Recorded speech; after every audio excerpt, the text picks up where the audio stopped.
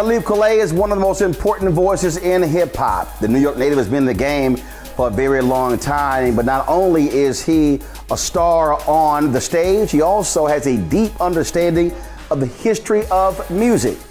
I recently was in Los Angeles, had an opportunity to sit down with him to chop it up, to talk about hip-hop, its history, and the importance of music to our culture. See, on that point, this is where I think we talk about music. I think part of the issue is that, I think back to when I was a kid, you couldn't listen to your own shit.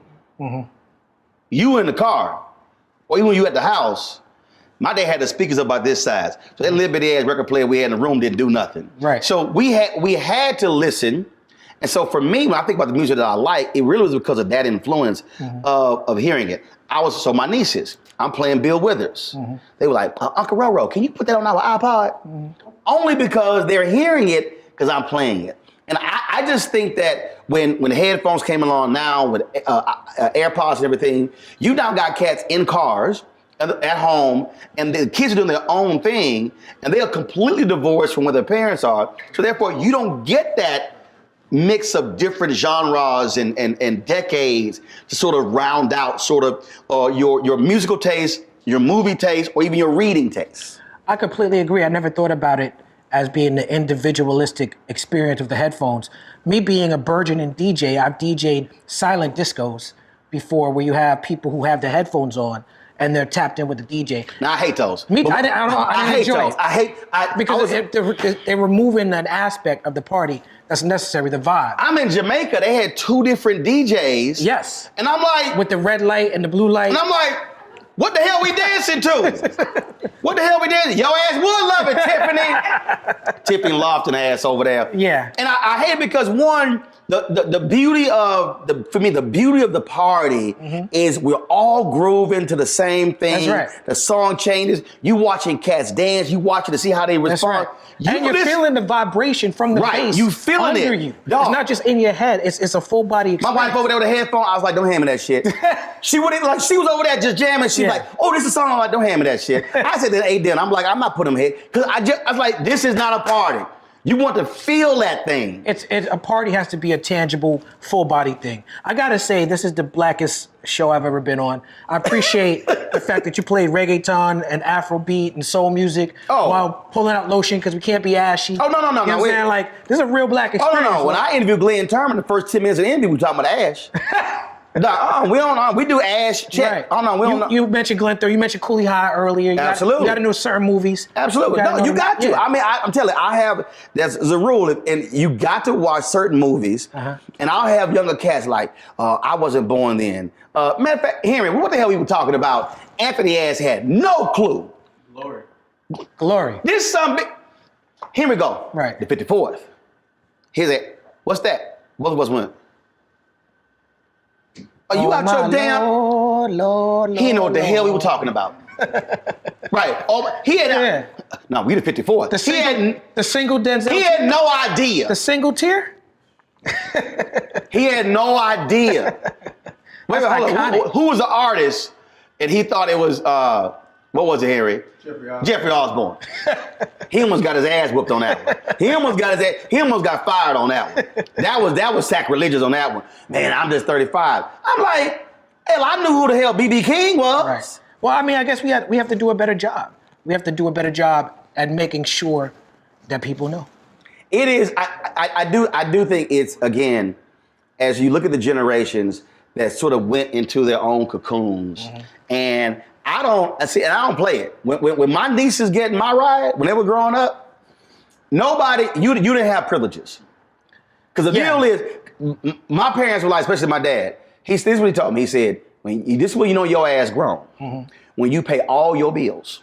So my philosophy, he said all, not like I'm paying all the bills and you pay your cell phone bill, like all the bills. So my whole deal is, when you get in this car, you ain't pay no note, you ain't pay no insurance, you ain't put no gas in the car. You have absolutely no rights and privileges. You get to simply reside here. Right. But you don't get to decide. You get to experience and consume. That's it. Yeah, I think that someone who is a bully about the aux cord or bully about the radio, I feel like that's a sign of intelligence. And I ain't turning my shit down. I feel you. That's the Houston in When you. I crank my shit up, Uncle Roro, we in the room. I don't give a shit. I'm ready to jam. Right. Look, we had when my dad decided to go DJ behind the bar, and that's the whole house was rattling. Hey, get to suck it up till he decided to stop playing. Right. A lot of he my played music, Sexual Healing 45 straight damn times. Right. I like, he's played that song one more time, I'm gonna break that damn record. My musical career is built on me listening to the sounds that came upstairs from my parents' parties. Me trying to sleep through Function at the Junction. Oh, you tried to sleep? I'm trying to sleep through it. We had the party. we would have get-togethers. Right. We live 8 blocks from my grandparents, and so we went to the same church. So it'd be a Tuesday, Wednesday night. Next day you look up, it's 25 people at the house. Food come out, drink come out, music come out. It's a school night. Yeah. So, and we were all there. My family was never kids over here and grown folks over here. We were all in the same place at the same time. Now, my parents are both teachers, so school night was definitely it's a school night. But that's where for me, I just think with music, it does drive me crazy when folks don't even have a wide palette. You know, I think I got everything on my phone except polka. Yeah. I mean, I got Caribbean, soca, I feel salsa. like that's a byproduct of living life before the internet. If you live life before the internet, you understood, and you love music, you understood how much effort it took into having a great musical collection. Right. You know? Right. You understood. The crates. It was a real thing. Yeah. You know, and you understood looking at those record covers and reading. If you're streaming. And the 8 tracks. Yeah. If Tiffany's listening to a song, she's never going to know who produced the song. Because if you're streaming it, no one who's streaming cares at all about the producer.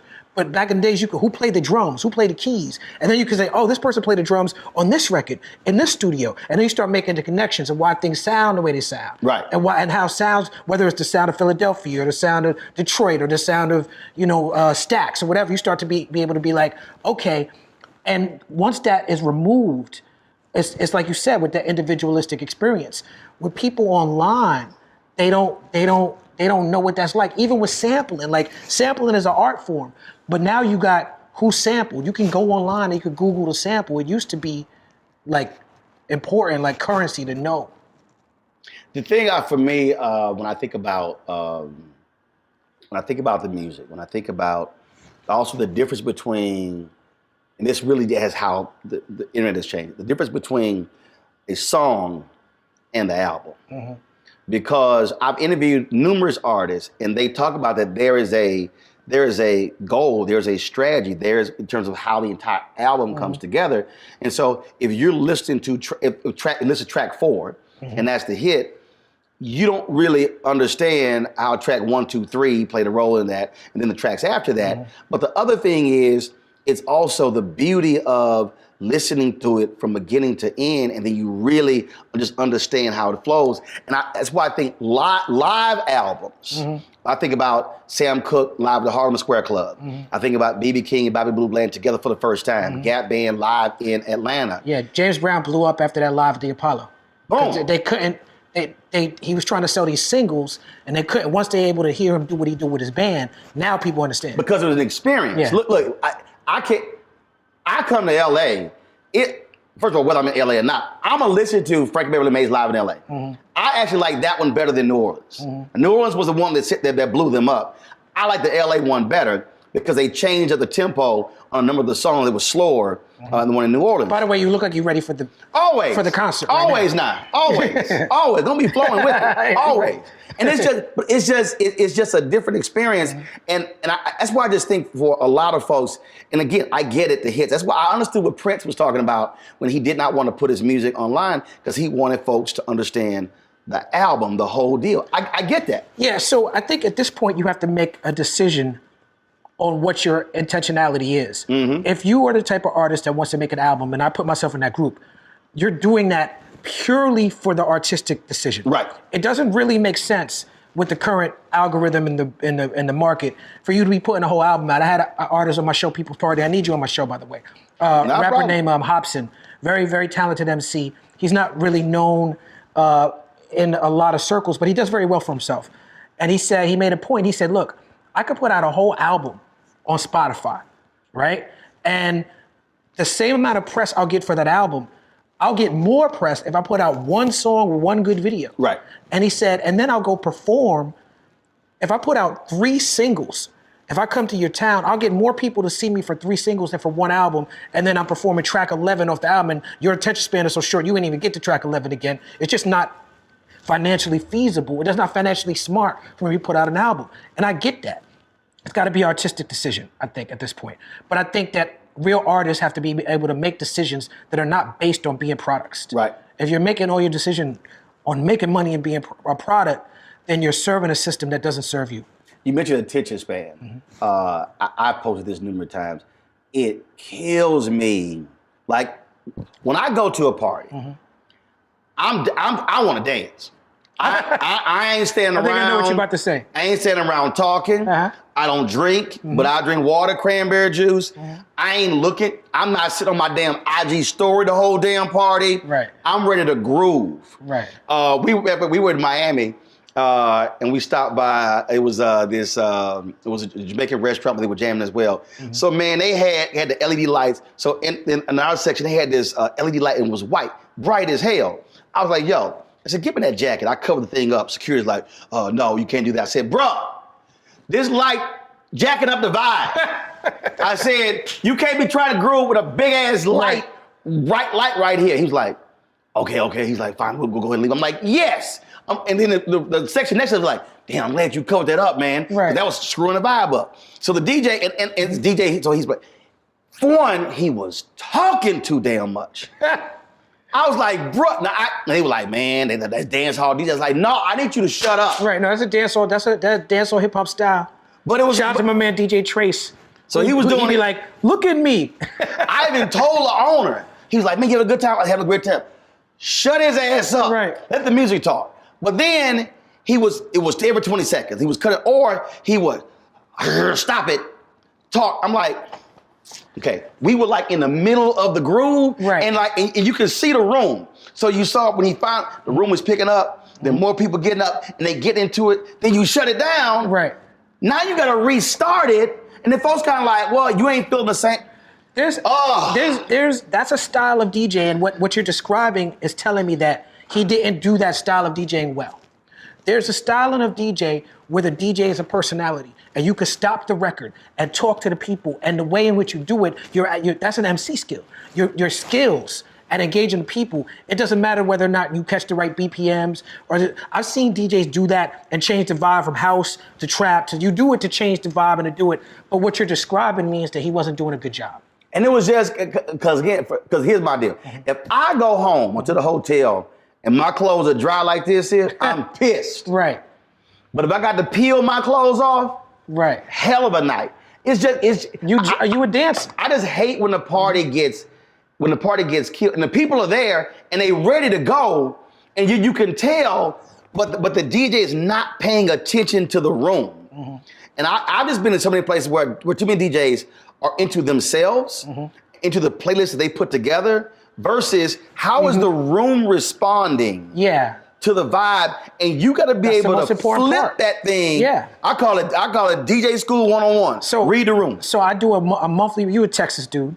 I do a monthly party in Austin, Texas. It's one of my favorite things to do at Native Hostel. And this month, because it's a free form party, all black music. Largely black audience, but it's dancers. People come to dance. So I get to play a lot of upbeat stuff, soul, disco, house, funk, that I don't normally get to play, along with the hip hop stuff that I feel like mixes with it, mostly upbeat stuff. This next week, Plug 2, Trugoy, Dave Jolicoeur from De La Soul, has passed away, one of my good friends. De La's family to me. And so I'm going to play a whole De La set. But the challenge is how do you play, I'm going to play a whole De La, a couple of hours now, nothing but De La Soul music.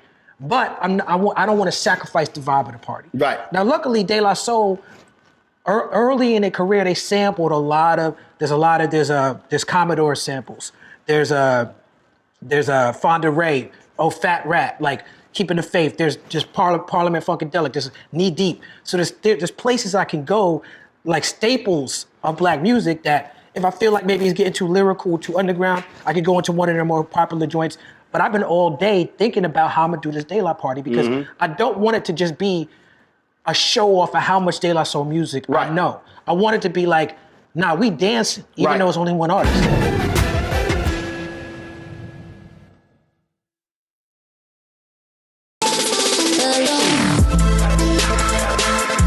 Hey y'all, welcome to The Other Side of Change, only on the Black Star Network and hosted by myself, Rhea Baker, and my good sis, Jameera Burley. We are just two millennial women tackling everything at the intersection of politics, gender, and pop culture.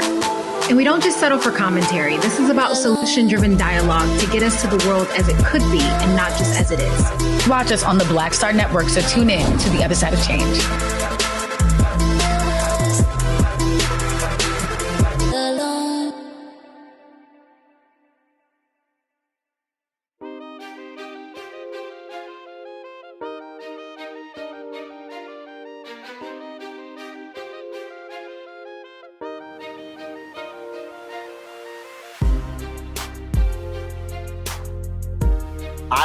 I was in San Francisco.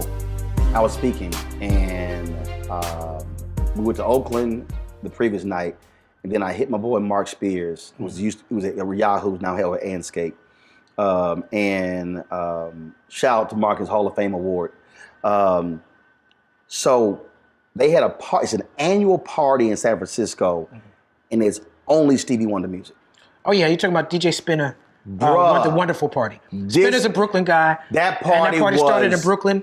He used to do Michael Jackson and Prince and Stevie Wonder, but the Stevie Wonder thing. That sucker was lit. There's a legendary story of them doing that party in Los Angeles and Stevie Wonder pulling up to the party. Seriously? Oh yeah, Stevie Wonder pulled up to that Wonderful Party. Yo. Didn't tell nobody he was coming. Just pulled up on them. That's crazy. Yeah. I think there's some footage online of that somewhere. That is crazy. Yeah. That is, I had, and again, they played nobody else. It was all Stevie. You could play Stevie all night. And the beauty at a dance party. And the beauty of that, for a lot of folks, they were like, that's Stevie? And so when you have a DJ who knows the music, because the reality is, a lot of people, they don't go deep in the crates. They don't even know. And so you start, and it's like they may know 3, 4, 5, maybe 6, but if you play for 4 hours, now when you go, you're gonna play stuff they don't know. When you go to that party, he's playing Stevie Wonder records. He's playing Stevie Wonder remixes. He's playing house remixes. He's playing Brazilian samba remixes. He's playing records that Stevie wrote for people that you didn't even know Stevie wrote that song. He's playing even that. It's a very, very, very, and you're dancing the whole time. Yeah. See, I just yes, I'm a dance. Like D Nice knows. He says all the time. He's like, yo, if I'm DJing, Roller coming right to the dance floor. Ain't leaving. And he says he said, yo, I can tell how he's dancing, how the party's going. And I just think I saw documentaries on Studio 54. Yeah. And I watched that. Bruh, one, I loved it because I love when they were talking about how that sucker was popping so hard. Cats were walking in and just throwing their coat to coat check and going home without it. And they said, open that door and that sound hit and cats were just dancing. They sweating, they part. They said it was just a hardcore part. That's my deal. That's where Michael Jackson was trying to go to party. Yeah. I mean, it drives me crazy when you at a party, song hit, several people start dancing, and 30 phones come out, everybody record. It's like, enjoy a damn party. Dave Chappelle did something, I loved it. He did his movie at Tribeca Film Festival. Party was at I forgot a hotel later. And so Dave gets a DJ booth, and all these phones come out. Dave reaches over, stops the music. He said, if their asses weren't invited, they don't need to know what happened. That's right. Put them damn phones up. And that's why now he does the phone lockup at the party. That's right. He wants you to enjoy the party. Yeah. I've been to a lot of those parties. It's the experience. Yeah. And there's a different thing when everyone's phone is off. We just did a Black Star show. We just did Saturday Night Live with Chappelle. And then we did a Black Star show at Sony Music Hall. And for the Black Star shows, we lock up the phones. And it's a different experience. Yeah, because you're not trying to sit here and show everybody, you're not on your story, you're not sitting here. No, you're enjoying the deal. And that's just, I tell people all the time, there's nothing like, the beauty of being in that space and the music, and you're feeling it, and you're vibing off of other people, and you're just, and you got movement, you're enjoying it. Like, I can't do the static. I went to a spot, we had American Black Film Festivals in Miami, and I remember DJ Kyrie Irving was in the booth with the DJ. And I look on the floor, and literally everybody's on the floor, and they're all looking up at the DJ. They have their phones, and I went, "I'm sorry, who's he?" That was for one. Right. Then I said, "Ain't nobody here gonna dance?" Like, the whole experience was, let me watch him DJ. I'm sorry, I don't care who the DJ is. I am not watching him DJ. Let's get this in. Right. It was the weirdest thing. Just sitting there, and I was kind of like, the whole place. Nobody, it was just, we're just gonna stand here and watch spin. I was like, no. I said, we got to move. And we left. I mean, some people only go out to say that they were at the spot at this point. Yeah. I saw, this morning I woke up and I saw this post from Lil Duval, and he said that Afrobeats is going to spell the death of hip hop. And I thought that was interesting, what he had to say. And I'm in the shower and I'm thinking about, what does he mean? What does he mean? So I'm listening to Afrobeats. And when I was at the All-Star game in Salt Lake, Cat played about 45 straight musics of hip hop. And literally I could not discern the difference between one song and the next.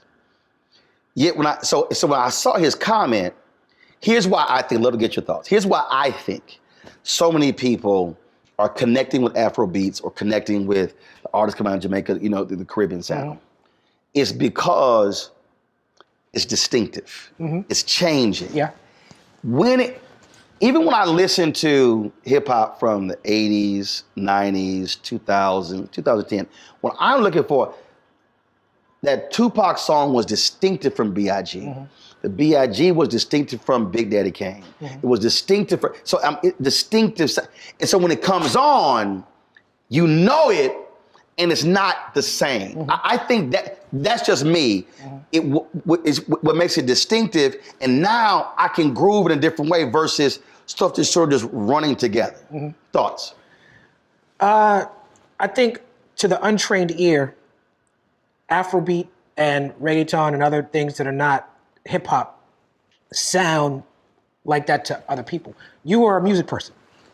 You understand music on a different level because of how your parents had music in the house. So you were able. And I play in the band. And you play in the band. Cornet, you're a baritone, musician, horn. and not only you're a musician, but you're invested in celebrating the diaspora. You're heavily invested in celebrating Black culture all over the world, internationally. So your musical sensibilities and your social justice sensibilities, everything makes you want to embrace Afrobeat. But if you're one of these nativist people, or if you're one of these ignorant people or people who have not had experience, you hear that, it just all sounds the same. It just sounds like a bunch of gobbledygook to you. Just like the same way a more old school hip hop person will hear trap rap or something that we call mumble rap, which I like the name mumble rap because it's funny, but it's kind of condescending. Because the people who listen to it, well, they understand it. It just sounds mumbling to me because I don't, you know what I'm saying? So to me, that's hilarious, but I think that Afrobeat is hip hop. You were just at the NBA, and so is reggaeton. This is communities that tried to break into hip hop space, and there was elitism in hip hop, especially in New York, and then later on in LA, and then now hip hop has been down south for a long time. And if you're not in that sound, we're not trying to hear you. So they're like, okay, we're gonna develop our own thing. These are kids who grew up listening to hip hop. Right. The Daddy Yankees and all those people from the reggaeton and the Bad Bunnies, those are people who grew up wanting to be hip hop stars. And it's like, nah, let's lean into our cultural thing. You had Burna Boy at the All-Star game. Burna Boy's first success was in South Africa, doing more straight up hip hop with an artist named Casper Neovest, who was just performed with Burna Boy at the thing. Casper's a good friend of mine. Casper's on my new album. I got a new record with Madlib called Liberation 2. I went out with my son and Madlib and Jack, Jack Brown, who's Miles Brown's father. Shout out to the Browns. We went out to South Africa and Zanzibar to just relax, and we came up with this song. I got Seun Kuti, who's Fela Kuti's son, on the hook. I got Casper on it, and we're talking about how Black people need to gather up and work together. We filmed the video at the Black Star Fest in Ghana with Chance and Vic Mensa. Shout out to Chance the Rapper and Vic Mensa and Dave Chappelle and everybody who was out there. But back to your point, those guys were hip hop guys, and because hip hop in America, we kind of like tribalism. Yeah, we don't let people in. So then Afrobeat developed out of this, and then took over. And now you got this Amapiano, which is sort of derivative of Afrobeat, a house, but this is blowing up in South Africa. And me coming from Africa, I've been in Africa for 2 months now out of the last 6 months. It's that Amapiano sound that's taken over from the Afrobeat. To me, my ear it still sounds the same. But the Africans is like, nah, this is different. This is just the new shit. Right. You know what I'm saying? So I'm excited about all of it. And I'm excited to be at the precipice of it. And to me, it's all hip hop. It's time for the African music to have its time in the sun. You know? Well, the thing is, when you talk about Africa, the continent, 54 countries, it's going to be the youngest continent. I was in Liberia, and they had the 200th anniversary of the first freed slaves coming that created Liberia. So we're in the stadium, and dude, all of a sudden, like we're broadcasting, and then you would have thought some gunshots had gone off, how folks just start, like this whole side of the stadium start rushing to this other side. And security is like running, and we're like, what the hell is it? Again, we used to, in the United States, damn, did a gunshot go off? Like, what happened? Right. No. You know, once one Black person runs, we all start. Boom, and right. And that's exactly what happened in the Liberian Stadium. But it was actually these Nigerian artists that were coming up. And when they came on stage, like literally all these folks just rushed the stage. Security came, beating folks back. They beat them back, they rushed again. About the third time, they were like, look, we lost wait. this battle. Yeah. But the thing is, so you're sitting here, and again, you're American, African-American, and your first instinct is, who is this? But for them, well known. Yeah. And again, that's part of the elitism of one, not having a passport, not getting out of the country, not understanding. Because when I go back to that Jamaican restaurant we were in Miami, I'm dancing. This sister walked up to me and she started dancing. She's like, I like your vibe. I'm like, whatever, we're dancing. Then the brother goes, so you know who this is? And then I'm like, no. So then he pulls his phone out. He's like, oh, she's a major Jamaican artist, almost 3 million followers. And I was like, you know who I am? I love that. And so, and she's like, oh my God, I'm following you right now. Right. I'm following you. And again, I didn't know who this sister was. Yeah. I didn't know, like I say, and I was like, it wasn't like she was trying to roll up on her brother. Right. Because I look at her profile, she came out as gay the previous year. Right. But her deal was like, I love your attitude. like you were your just vibe. dancing. Yeah. But we're standing there, and this is a major artist, and again, no idea. Right.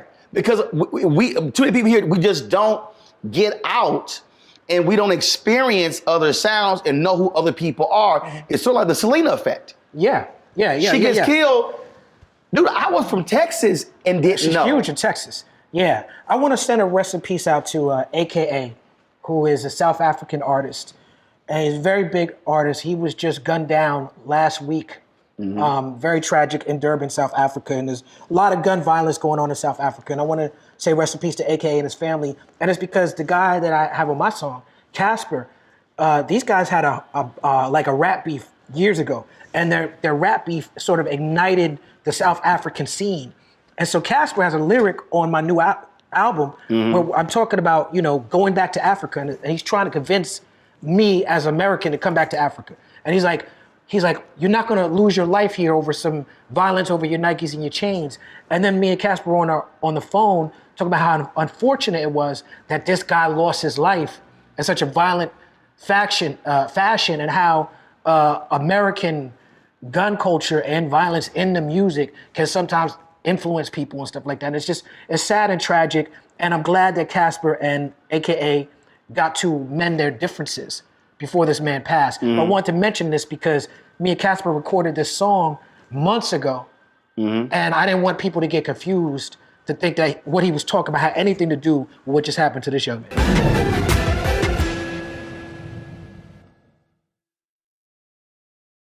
Hello, I'm Isaac Hayes III, founder and CEO of Fanbase. And right now we're accepting investors in our $17 million round to revolutionize the future of social media.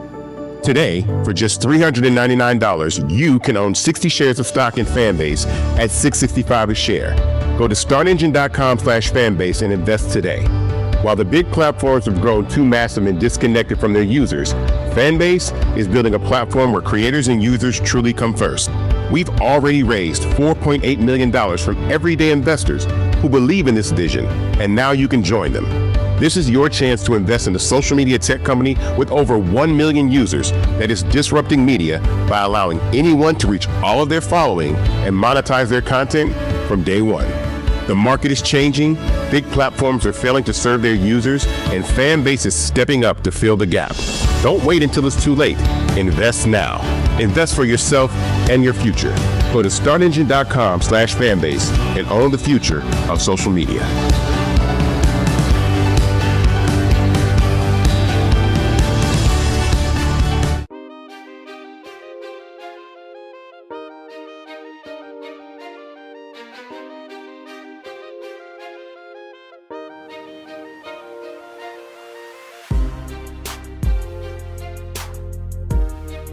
What I just impress upon people, be willing to experience it.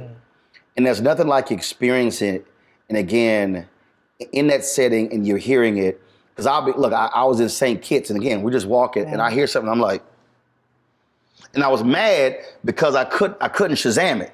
And so, and understand how crazy I am. So I couldn't Shazam it. So I opened up the voice memo and I just recording it. I'm like, I'm gonna Shazam it later once I connect it to a Wi-Fi. I mean, that's just the thing that to me that just is always, it's something that just moves you and it hits you. And you just gotta be willing to experience it. That's why I also think travel is just so great. You get to actually get out of your, I mean, I've been in Jamaica more times. Teacher. Morgan Heritage, I love their music. Oh yeah, Morgan Heritage is classic. That's foundational right there.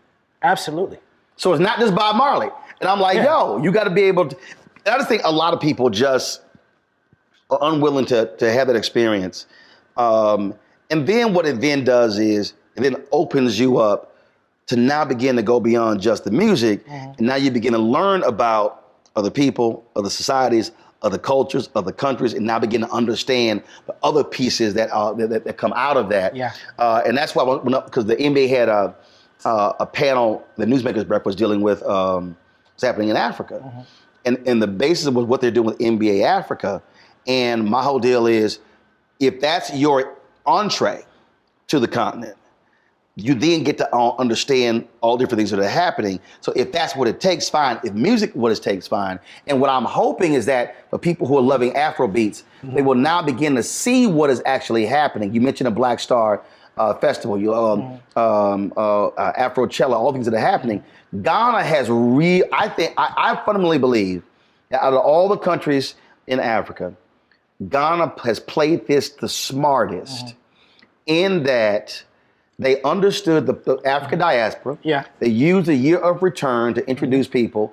And now what has happened is they're now gaining the benefit of folks who are now all of a sudden coming to Ghana for the festivals, also for other things. And those people are now using their social media to drive all this stuff out. So people kind of like, yo, I didn't know it looked like that, had this, had that. I gotta go. FOMO, people fear of missing out. People be like, how come I didn't go? And it's not without its problems. They have some work to do and they have some infrastructure issues like every other country that's been, dealt with the scourge of colonization. And I had to remind some people at the dinner, I said, look, you talk about take Liberia out, but in terms of independence, Ghana's the oldest. That's the 58. Yes. I said, we're talking 65 years. We ain't talking a long time. Yeah, the impact of Nkrumah has been very, very, very good. You mind if I take this for a second? No, go ahead. It's Chappelle. I don't want him to I'm telling him what I'm doing. Dave! What up? I'm here with Roland Martin. He said that's my favorite. That's my man. Wait, I'm gonna put you on speaker. All right, hold on. You on the podcast? No, we shoot my one-on-one interview for my network. Oh, my man. Yo, what's up, Roland? How you been, bro? All good, Doc. How about you? Fantastic, man. You still in New Zealand or Australia? No, I'm back, but my body is still there. You know what I mean? I'm all kinds of jet lag. Well, look, when you get your body back, we got to talk about that idea I sent you. Yo, yeah, let's chop it up, man. I'm out here for a few days. How long are you here? Oh, I'm here through Sunday. All right, bet. Yeah, I think I leave like Friday or something. All right, yeah, well, I got to give I'm here all day today. I leave tonight. I got to give a speech to the AKs in Huntsville, Alabama, that I'm back Friday morning. Man, that joint you sent me the other day, bro, you've been killing that. I'll talk to you about it. Okay. So told me to call Kweli right now. Yeah. I'm gonna pull up on you as soon as I finish with this. Yeah. Hit me up. I'm in Beverly Hills. All right, bet. All right, peace. All right, babe. Yeah, man. I'm trying to catch him for some notes on. We got a podcast together. Mm-hmm. Trying to finish up some episodes before I get out of here. Yeah. That's cool. What is shout that Blue Note? That's my podcast without Dave. So I have a People's Party, which is just my show. Got it. And then I have Midnight Miracle with Dave and Yassine Bey. Got it. So we have a good time. So for the folks who don't know, if let's take Ghana out. Mm-hmm. If someone is like, hey, I want to really visit an African country that has a great vibe, that they would love the experience, where would you tell them to go? Well, for Americans, I find that South Africa is the good gateway entry point. It's the most like America. Apartheid is very similar to Jim Crow, so that people got similar experiences. And because of their proximity to white people, they have proximity to resources and certain things that Americans would just get acclimated with quickly. I find that you go to South Africa first, and then you start exploring from there if your sensibilities are just super American. Right. Now, if you want to go for a more what you might consider in your mind, I can't be dismissive of South Africans. Right. I can't say their experience is not African.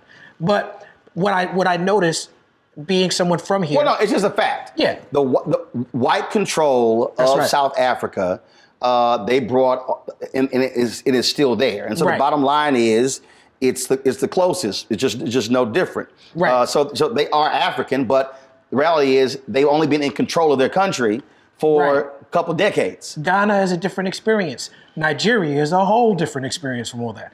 I've been to Ghana. I've been to Kenya, I've been to Nigeria, I've been to Tanzania, I've been to South Africa. Those are the places I've been. I see you said Tanzania, and a lot of people, somebody was like, it's not Tanzania. I don't think people really care. I think the proper way to say it is Tanzania, but I don't see anybody challenging anybody when they say Tanzania. Well, because I was somewhere and somebody said Tanzania, and the person's like, that ain't it. Yeah, that's extra. I try to say it for the right way, just for that fringe that's going to correction. Gotcha. Where have you had just musically the most fun, where the crowd was just sick? In Africa? Yeah. It's between Nairobi, which was some years ago,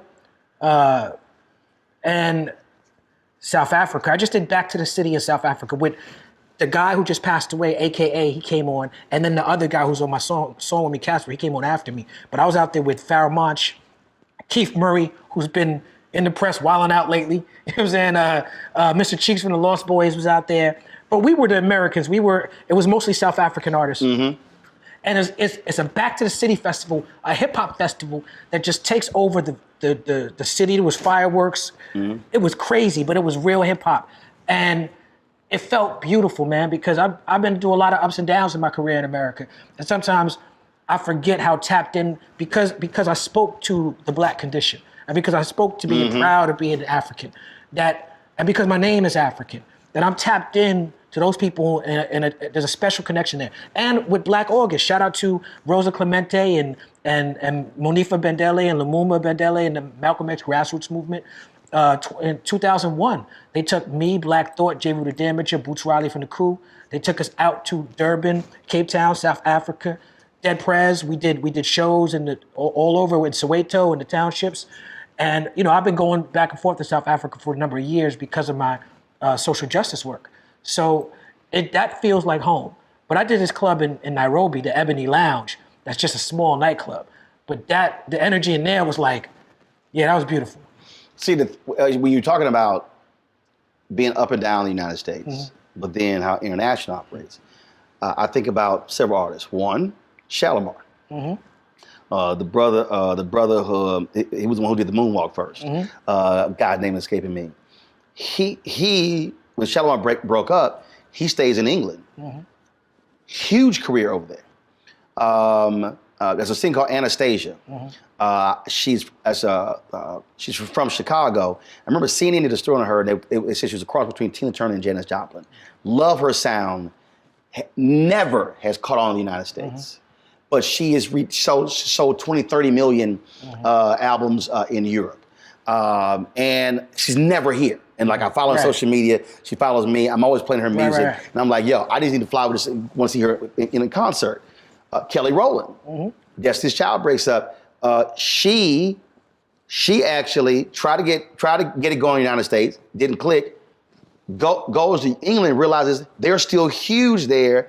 That's actually how she stayed in the mix and then came back here. Chuck D talks about it all the time. He's like, you can't ignore the rest of the world. Chuck D's a pioneer with that because you got the rap radio, and he's been pushing international hip hop for a number of years. I think he told me, he said they've had 60 world tours. Yeah, no, Chuck has been on it from before the internet was a thing. Chuck was online starting internet radio to promote international hip hop artists. He's been a pioneer in that field. But it's understanding that everything is not America. That there is a world, and you can make a ton of money, be huge, and folk in the United States go, what you been up to lately? And you're like, I mean, that's the story of my life, bro. Like, my name, I have name recognition, but I tour more than any rapper, and it's a lot of overseas stuff, and it's like I'm going all over I've been to 80 countries in my lifetime. And sometimes I'll do interviews with people, and they be like, "So, what you been doing?" Like, nigga, what you been doing? You know what I'm saying? Like, I just came back from Belgium and Brazil and South Africa. What you been doing? Right. You know. But again, I think that's because in what this country fosters is a mentality that if it doesn't exist here, if it doesn't jump off here, it's absolutely irrelevant. When we are literally that size when it comes to the rest of the world. But the truth is that it's hard on the international artists is, well, if you do make it here, then you can go every place. So that's why people focus. But again, I do believe that even though that's a truism, that's a misplaced focus. Why? Because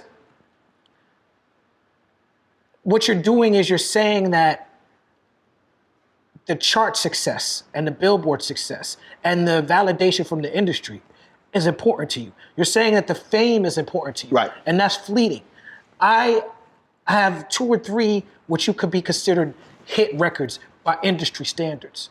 But there are artists who have far more hit records than me that have to open for me in 2023 if we were to go on the road. Wow. Because even though you had the big radio hits, I've been putting in the work in these theaters and these clubs, and I got a consistent fan base. You had a fan base only when you had that hit out. Right. So when you had that hit out, you could go to the nightclubs and you could get $20, $30, $70,000 a night to do your song, rap it in the nightclub in the DJ booth over the vocals. Meanwhile, I've been out here doing these 1.5, 2-hour shows. I just came from the Blue Note. I just did the Blue Note with Bob James and Rakim and Slick Rick and DMC and Michelle and Degocello. We did 2 shows a night, 2 hours a night, 2 hours a show. Like, this is the type of stuff I'm doing with my band, and it's like, and then we had Buckshot jump up on the stage and Havoc and Smith & Wesson. It's like, we're building legacies out here to the point where we can always eat off this music. There you go. And whether we have a hit record or not, there you go. I have a draw and a fan base.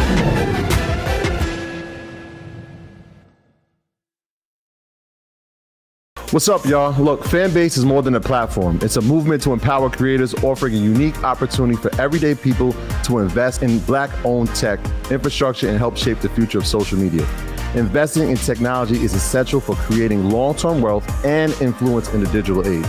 The Black community must not only consume tech, We must own it. Discover how equity crowdfunding can serve as a powerful tool for funding Black businesses, allowing entrepreneurs to raise capital directly through their community through the Jobs Act.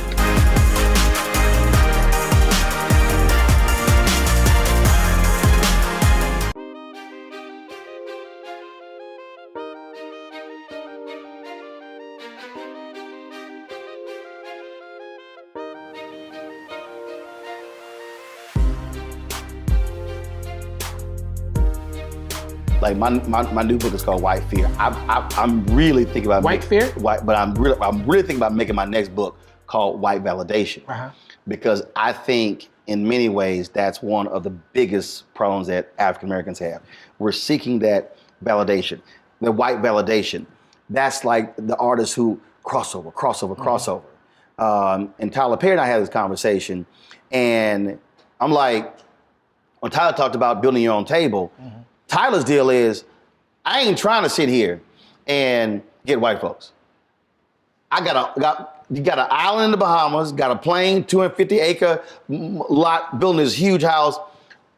Right, that black people funded.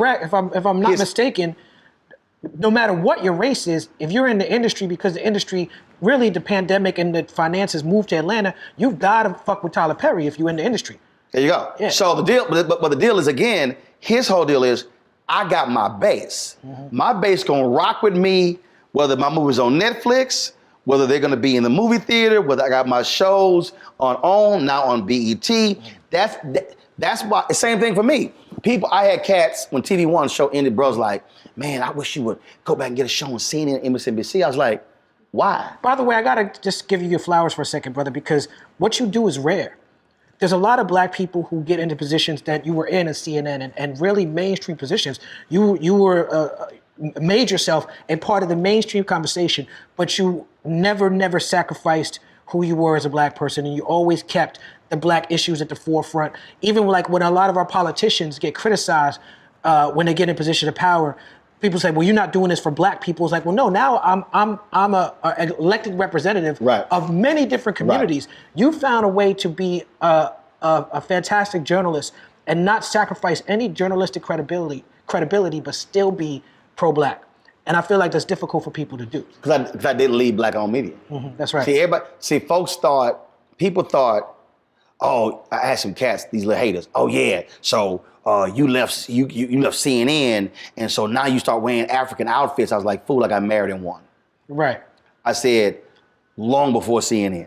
Right. And it's like, oh, now you want to do black media? I'm like, fool, I did black media before CNN. And then when CNN called, I said, I'm not leaving black media. They asked me to leave.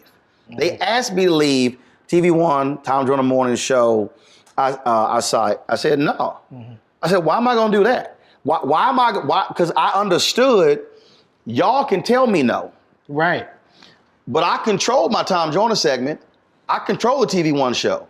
I could do it. In fact, when I interviewed Winnie, they hit me up and they said, we can't find anybody to go to Birmingham and interview Winnie Mandela. I'm like, all the damn correspondents and anchor. People say I wasn't an anchor or correspondent. I was a contributor. I was one of the political analysts. And I said, bet. So go to Birmingham, interview her. I think we got 20, 25 minutes, and get back, call them, and they say, hey, we got a problem. What's the problem? They say, well, why didn't you ask her about the trial she went through when she was accused of, I forgot what they call them, when they put the towers around the neck and burning folks. Now I literally said, why the fuck y'all can go talk to her? That's right. I said, I asked her what the hell I wanted to ask her. Exactly right. And they were like, well, we're not gonna run the interview. I'm like, all right. I went to John Klein, who was the president of CNN. I said, hey, your folks in Atlanta not gonna run the Winnie Mandela interview. I need permission to get the tape. I'm gonna run on my TV One show. Because it was their interview, they shot it. He was like, ain't no problem. We go to DC, they put that bad boy, flip it off of one of their tapes, record it on the tape for us. We air it. She dies in March of 2018. I'm in Memphis for preparing for the commemoration of King's assassination, 50th anniversary. So she passes away. We restreamed the interview. So the only reason anybody could see me interviewing Winnie Mandela is because I had a black-owned media outlet to run it on. Otherwise, that would be sitting on a shelf. That's right. In Atlanta, never ever seen by the public. And that's why. Or even worse, they'd wait till she passed away and run it like they was down with it the whole time. No, it would never run. Right, because it's just been lost in the sauce. ABC had an interview with James Baldwin in 1979. I think it was in 79. 79 or the early 80s. And they never ran it because the producer was like, who cares what this old black writer thinks? And the guy who worked on it actually talked about it. And all these stories were written about how there's this interview sitting there. They never ran it. This is James Baldwin. And I was corresponding with people at ABC. I was like, y'all should run that shit. Y'all got Hulu. I said, the beauty now is you don't have to be locked into this linear platform. Yeah. No, fine. You put it on. It can live there. But that's somebody. That's a white producer who was deciding this content and this man is not important. So therefore, we're not going to run it. That's why having black-owned media and controlling it means I don't have to ask permission. Same thing with that Aretha Franklin, that Amazing Grace. Yep. Where it's like, that should have been out. We should have been seeing that. But that was actually the Queen. That was her. The Queen. She didn't like the way it looked. She would not let them release it. She would not, that was the deal. Okay. So I was friends with the Queen. Okay.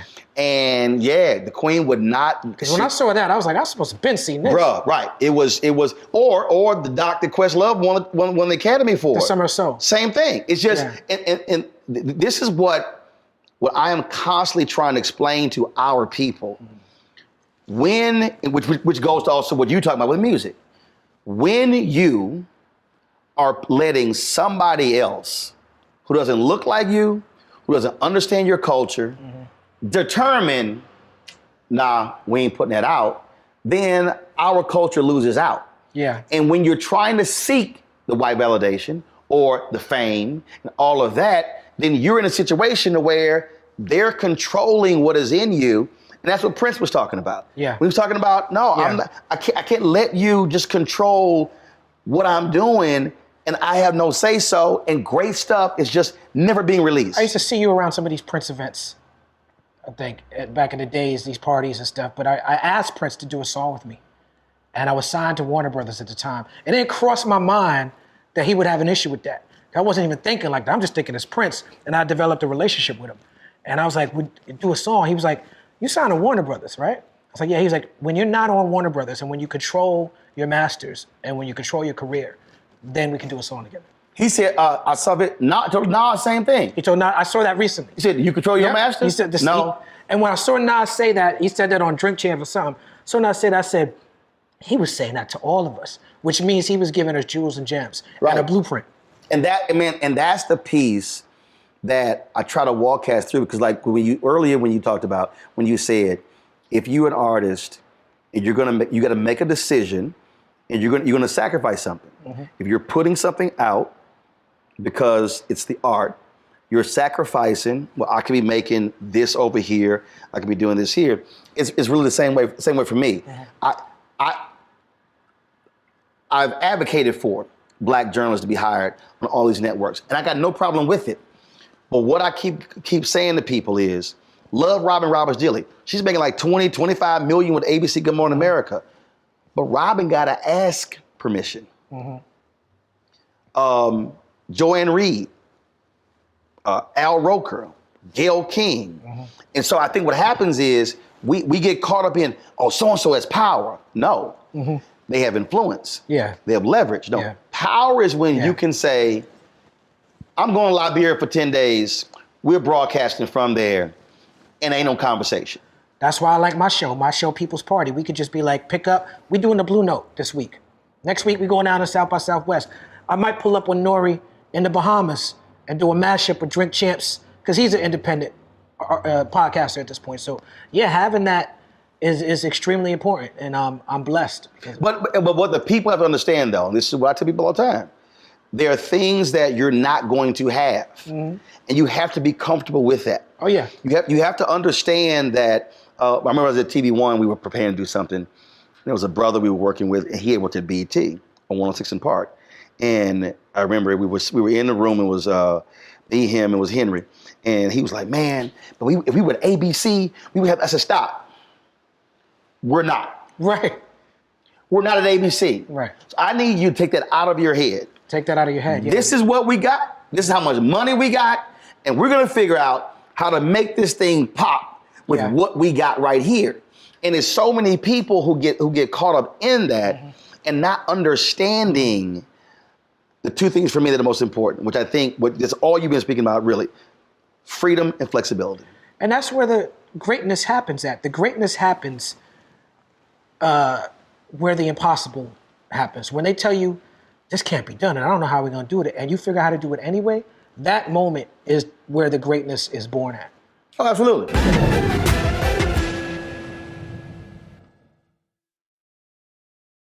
Hatred on the streets, a horrific scene, a white nationalist rally that descended into deadly violence.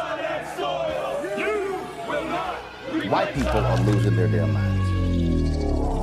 As an angry pro-Trump mob storms the U.S. Capitol, we've seen We're about to see the rise of what I call white minority resistance.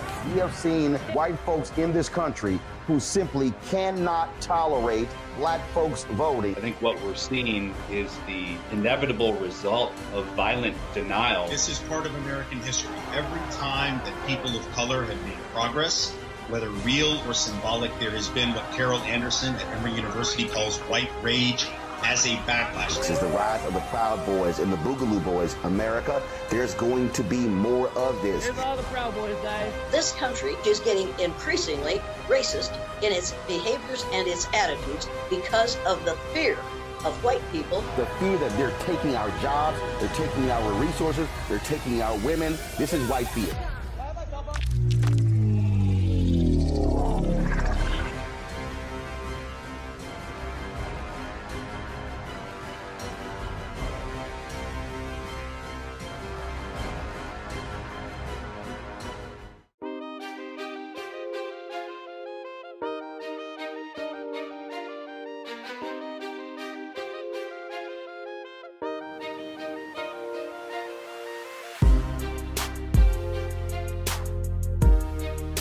Funny when you mentioned just Prince. So Prince dies, and TV One is trying to figure out, are we gonna do a primetime special? And I was supposed to give a keynote that night to the Sacramento Urban League. And I'm literally on the side of the road at the airport on the phone with the president of TV One, Brad. And he's like, well, you know, we're talking, he's like, well, what can we do? Okay. And then he goes, you think we're gonna be able to get some big names? I said, Brad, who the fuck you think you're talking to? I said, man, please. And so he's hemming and hawing, and finally I go, listen, we're doing a primetime special. Call programming department, adjust the schedule. Right. I'm turning it back around. Click. And he's like, I'm the damn president of the network. I'm like, but y'all, hemming and hawing ain't working. I gotta catch this flight. So I let him know I can't fly.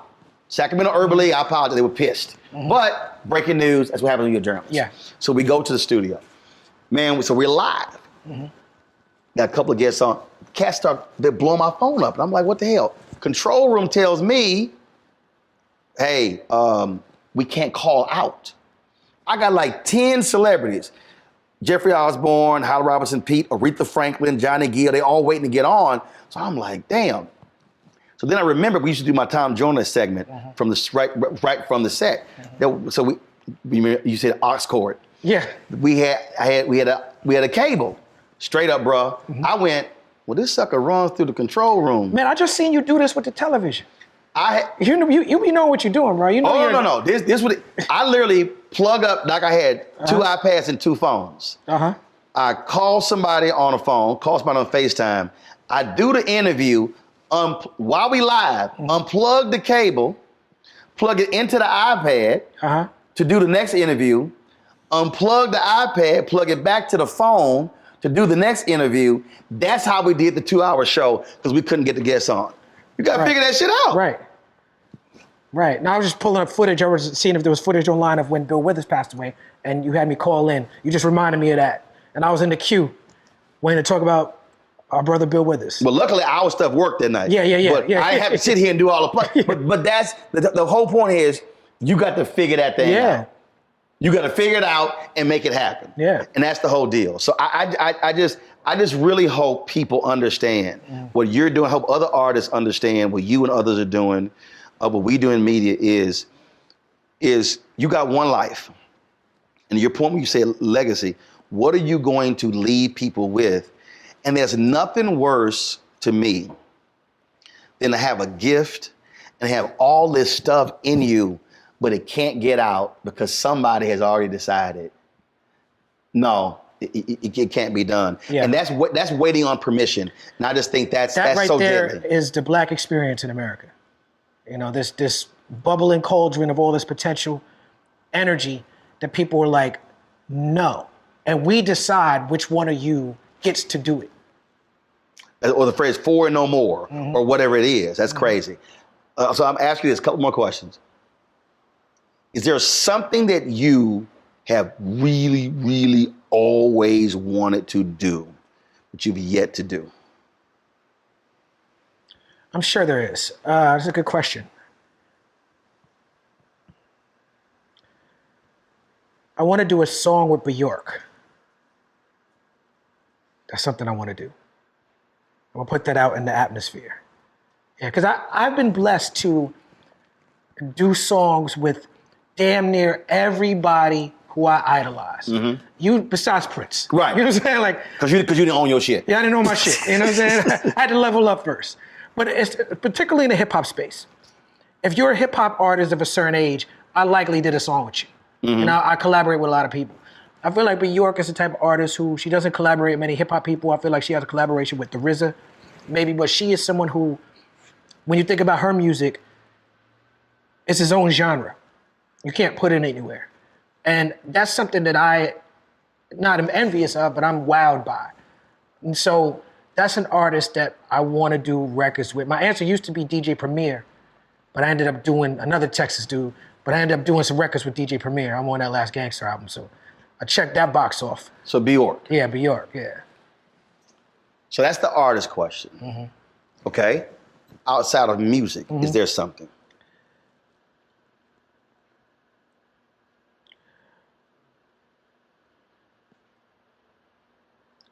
I'm sure there is. I want to travel more. I want to go. The only place in the world that I haven't been is sort of, you know, East Asia, Malaysia, Bali, places like that. I want to explore that place of the world. I want to go to as many countries as I could possibly go to. Got it. And I haven't been to all of them. I've been to a lot. I've been blessed to have been to so many countries that I'm like, well, how many can I actually get to? Right. Yeah.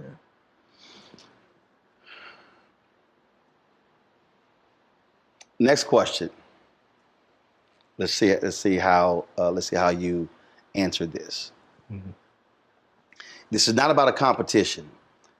I love how artists, how they pull things out from one another and say this person may not rise to the occasion.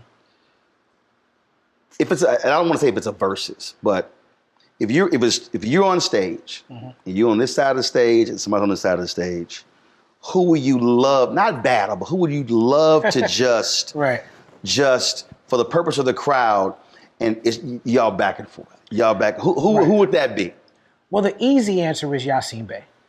Most Def. Black Star is a natural organic thing, and what you just described, I feel like the reason Black Star does so well is because we have that energy. We both bring something to the table, and we could go back and forth. But because we're already in a group together, my answer would probably be Common.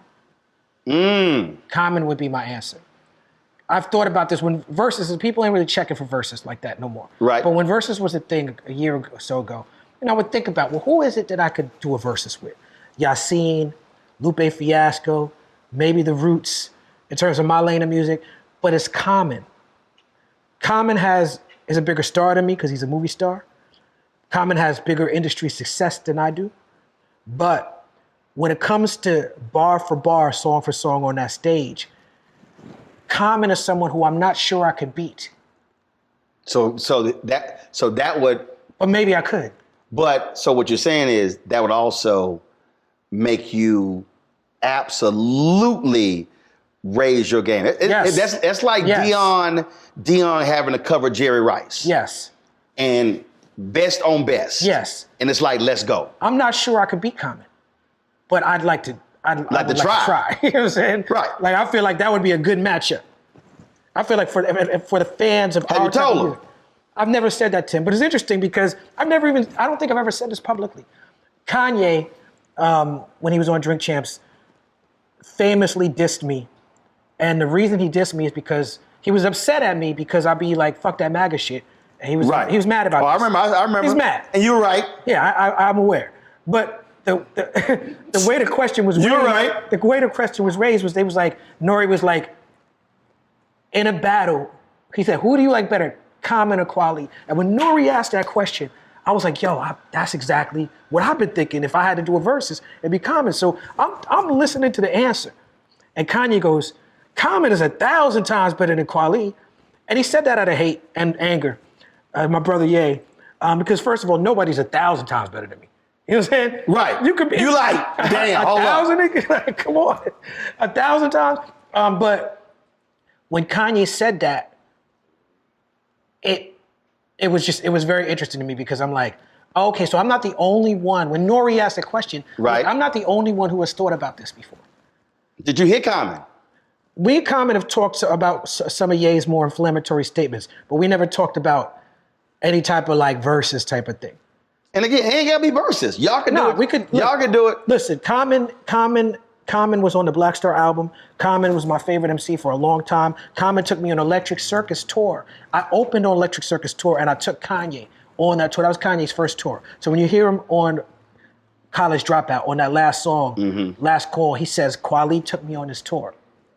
And it's because Common took me on that tour. And my first tour, rest in peace to Dave from De La Soul. My first real tour was Spit Kicker, which was rest in peace Bismarcky, De La Soul, Pharoah Monch, High Tech, me and Common. So it's like, that's my brother, man. Like, no Common slander will be tolerated around me. I will go to war for that brother. I would love to see, and again, not someone opening, but literally on stage together and just back and forth. Well, let me ask you a question. Because I saw you debating, if I want to call it that, this brother from Indiana. Philip. That's his name? He in witness protection right now. I didn't catch his name. Yeah, I didn't feel like I needed to remember his name. Somebody, remember I asked him, where's Philip? People like, we get some t-shirts made. Where's Philip? What he did was so egregious and so wrong, and I'm glad that he had you to contend with. That wasn't a debate. That was a spanking. So who is it that you feel like you could be on the opposite spectrum of and debate respectfully who might give you a run for your money? And I say that because, look, I would never want to see you debate Candace Owens. You know, I'm looking at Mark Lamont Hill. That's light work. Yeah, debating Candace Owens, and I'm like, it's light work. You know, I saw Cornel West debating Candace Owens, and I'm like, but someone who you may not agree with on everything, but you intellectually respect. Oh no! I've said it before, because we did a pilot. It was 4 of us at CNN, and she was on the pilot, and it was SC Cup. Okay. Because one, this is real interesting. So I'm faith-based. I'm a man of God. Yes. SC's an atheist. Yes. Then SC is conservative. I'm not. SC's white. I'm black. But also, SC is smart. Okay. See, most of these cats who are conservative, bruh, I can put them rhetorical body bag easy, but she's smart. Right. So you got to bring game. I've said this in several other areas as well. And SC and I, we talk every now and then. And I had a lot of fun, and I wish, first of all, how they did that pilot was awful. It was awful how they did that pilot. It's crazy you saying that. It was awful. I did a pilot for LL Cool J's Rock the Bells Radio with me and Van Lathan and a conservative, and I don't even remember her name, but it didn't go well at all. And so I'm very interested in this conversation about debating. Yeah. This was a black conservative. But most of them aren't smart. Yeah. So the problem is, it's easy to pick apart their arguments. And that's the thing for me. I wanted to be able to, my deal is, I want somebody across the table who's smart, who I got to really think, listen, and decipher. A lot of these cats, man, it's like I could be on 90 minutes sleep, right, and debate them, and it's not gonna be any heavy lifting. Right, they learn how to debate on YouTube, and it's just, or they're just, or as they Captain Heat is afraid, they ain't deeper than mustard on a hot dog. You know, so that's it. Just so I've said for years, like I said, I wish they had because it was S.C. Cup, Will Kane, it was me, and somebody else. And Will, nice guy, but he lightweight. And I told him, I said, y'all, this need to be me and SC. Right. And in fact, when Van tell you this, so when they signed Van Jones at CNN, and they really signed Van Jones and Charles Blow because they did not want to use me. Right. And I told Van this. I said, Van, and I knew that. Right. Mark Whitaker, the other white executive, they like, yo, they went to me and they said, right. He's not going to become a star of the 2012 election like he did in 2008. I was told point blank, we'll say it in the meeting. So they got Van and they threw Van on the air. And man, SC is killing Van. So I called Van, I was like, say, bro, listen, look, they ain't gonna use me. They're trying to bench me. They're gonna put you on. You repping black people. I can't have you embarrassing black people. So Van. Straight up. And Van told us publicly the color change 10th anniversary deal. Every night I would call Van, I'd be like, yo, I saw the segment. Dog, she hit you with this and this. This is how you gotta respond or whatever. And she was killing them. And so we would talk, and I would give them tips, I would give them pointers, how to look out for camera angles, hand position, everything. Because you like I said, guys, this is no different than any other art form. You got to learn this. And he told me, he said, man, see, he said, you at home sitting on the couch thinking you can do this. I'm like, no, it's a whole different beast when you're there, lights, cameras on, and you got 7 minutes to go at it.